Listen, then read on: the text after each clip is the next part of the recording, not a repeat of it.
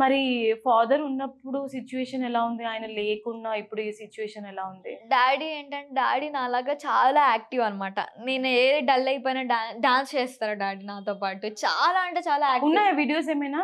చాలా ఉన్నాయి. డాడీతో చేసిన వీడియోస్ కానీ, లైక్ నాన్న సూపర్ యాక్టివ్. నాన్న యాక్టివ్‌నెస్ నాకొచ్చింది. లైక్ చాలా అల్లరి నాన్న. ఆడుకుంటూనే ఉంటారు. నాతో పాటు డాన్స్ చేస్తూ ఉంటారు. చాలా వీడియోస్ ఆయనతో పాటు నేను చేశాను. సో, ఇప్పుడేంటంటే ఏదైనా ఉన్నా కూడా మమ్మీ, నాన్న ఉన్నారు కదా అని అనుకుంటుండే. ఇప్పుడు మమ్మీ ముందు ఏడిస్తే మమ్మీ డల్ అవుతారు.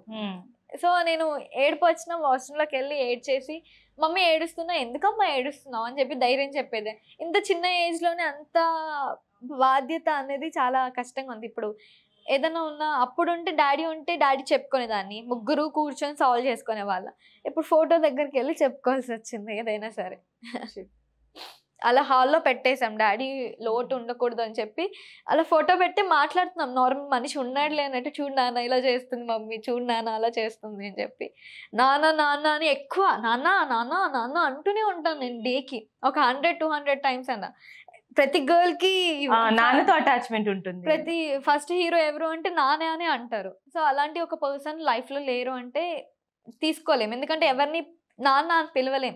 అమ్మ అంటే ఎవరైనా పెద్దమ్మ గాని, ఎవరైనా అమ్మ అని పిలవచ్చు కానీ నాన్న లేకపోతే అసలు అవ్వదు.